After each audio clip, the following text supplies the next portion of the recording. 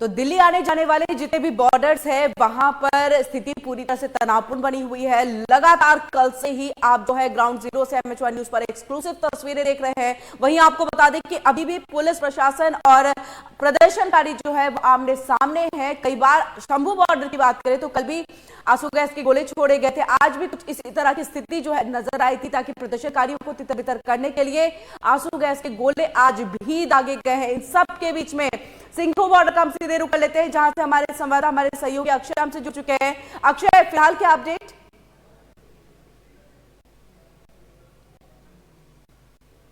अक्षय आवाज पहुंच रही है?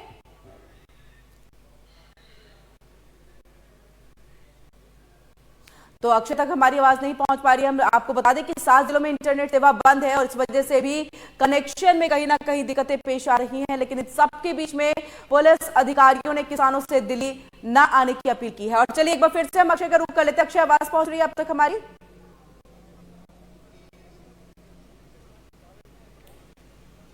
अक्षय, आवाज पहुंच रही है?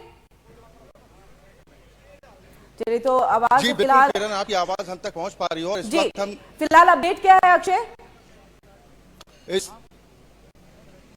जी बिल्कुल, देखिए यहाँ पर सुरक्षा व्यवस्था के तो चाक चौबंद इंतजाम है। कड़ी सुरक्षा व्यवस्था यहाँ पर है और भारी संख्या में जवानों की तैनाती है।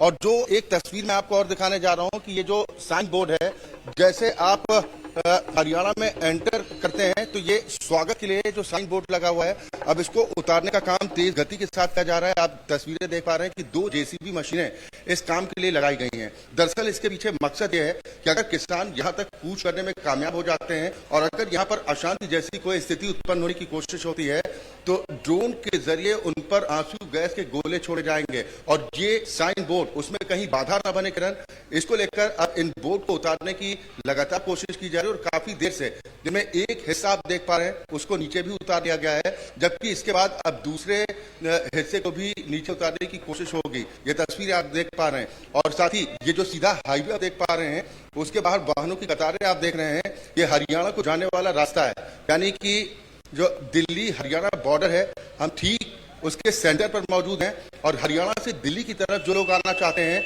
जिन्हें इस बात की जानकारी नहीं है कि आगे रास्ता पूरी तरह से ब्लॉक कर दिया गया है, वो आगे बॉर्डर क्रॉस नहीं कर सकते। वो लोग जब यहाँ तक पहुंच रहे हैं तो उन्हें मायूसी हाथ लग रही है और बेरंग उन्हें वापस लौटना पड़ रहा है।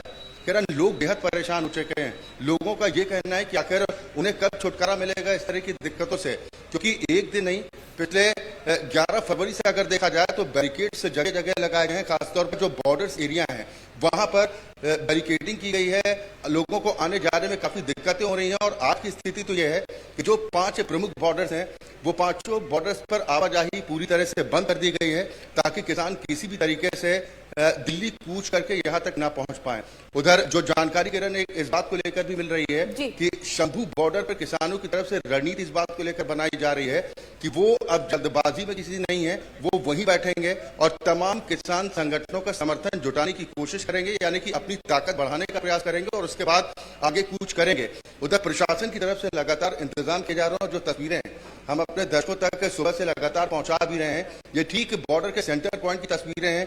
यहाँ पर लोगों का मलबा भी लगा हुआ है और हम आपको दिखाते हैं कि किस तरह से सुरक्षा यहाँ पर पूरी तरह से मुस्तैद है। जवान लगातार यहाँ पर पूरी मुस्तैदी के साथ दिखाई दे रहे हैं। रैपिड एक्शन फोर्स के जवानों को आप सड़क के उस पार देख पा रहे हैं। ये फ्लाईओवर का हिस्सा है जहाँ पर रास्ते को पूरी तरह से ब्लॉक कर दिया गया है। ना तो उधर से वाहन इधर आ सकते हैं, ना हरियाणा से दिल्ली जाने वाले वाहनों को उधर जाने की इजाजत है। पूरे रास्ते को ब्लॉक कर दिया गया है, यानी उस पार के लोग उस पार और इस पार के लोग इस पार ही ठहरने को मजबूर हैं। हाँ, यहाँ से निकलने का पैदल रास्ता जरूर दिया जा रहा है राहगीरों को, जिन्हें काफी परेशानियां हो रही है और कई कई किलोमीटर तक लोग पैदल चलकर अपने गंतव्य स्थान तक पहुंचने की कोशिश कर रहे हैं। हमने कुछ लोगों से बातचीत भी करने की कोशिश की है किरण, और लोग ज्यादातर यही कह रहे हैं कि सरकार और किसानों को बातचीत के जरिए इस मामले का निष्कर्ष निकालना चाहिए, क्योंकि आम जनजीवन बुरी तरह से प्रभावित हो रहा है। बिल्कुल, जिस तरह से लोगों को उम्मीद है कि बातचीत के जरिए जो है नतीजा निकल सकता है, लेकिन उसके बावजूद जो है 2 बैठकें हो गई। लिखित में कानूनी गारंटी नहीं देती तब तक वो बैकफुट पर नहीं लौटेंगे। उधर सरकार की तरफ से कहा जा रहा है कि हम बातचीत के लिए तैयार हैं, किसानों से बातचीत के रास्ते लगातार खुले हुए हैं, लेकिन कुछ मांगे ऐसी हैं, सवाल इस बात को लेकर उठ रहा है कि क्या वो मांगे जायज हैं। जैसे पूरे देश के किसानों की कर्ज माफी की मांग किसानों की तरफ से की जा रही है। अगर एक मोटे मोटे आंकड़े की अगर बात करें, अगर पूरे देश में किसानों की कर्ज माफी की जाती है तकरीबन 21 लाख करोड़ रुपए से ज्यादा का भार पड़ेगा। क्या देश इस भार को सहने की स्थिति में है?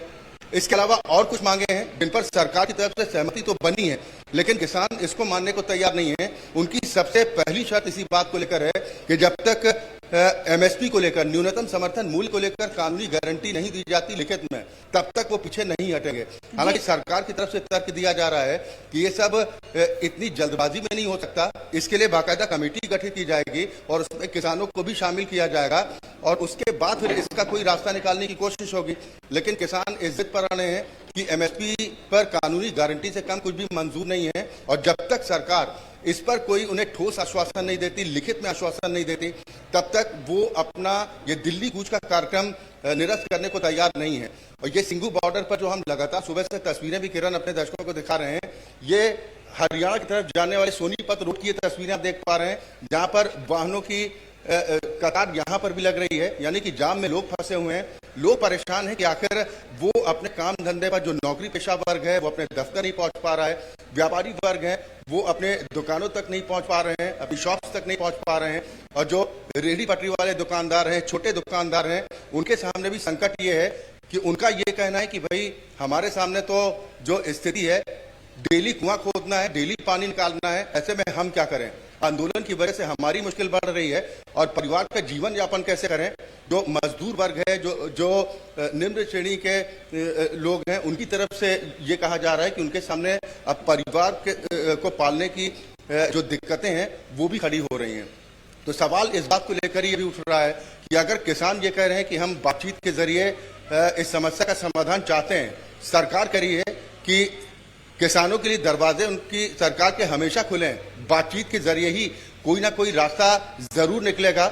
लेकिन फिर बीच में आखिर वजह क्या है कि ये बातचीत आगे नहीं बढ़ पा रही है? 2 दौर की बातचीत किरण अब तक हुई है, लेकिन अब तक कहा जाए कुल मिलाकर कि ये बातचीत पूरी तरह से बेनतीजा साबित हुई है।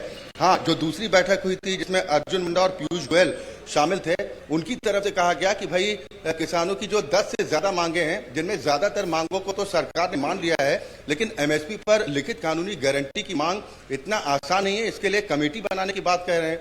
लेकिन किसानों का अपना तर्क है, इन किसानों की तरफ से कहा जा रहा है कि भाई कमेटी की कोई बात नहीं, इससे पहले जब आंदोलन हुआ था तब कहा गया था कि इसमें कमेटी बनेगी और न्यूनतम समर्थन मूल्य को लेकर किसानों की जो दिक्कतें परेशानियां हैं उनको दूर करने का प्रयास किया जाएगा।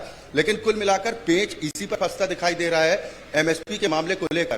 हालांकि लखीमपुर खीरी के जो किसानों पर मुकदमा था, उस मुकदमे को वापस लेने की सहमति की बात सामने आई कि सरकार उस पर राजी है, मुआवजा देने के लिए राजी है, और साथ ही किसान आंदोलन पार्ट 1 के दौरान जिन किसानों के ऊपर मुकदमे दर्ज किए गए थे, वो मुकदमे भी सरकार हटाने को तैयार है, इस बात की भी जानकारी मिल रही है।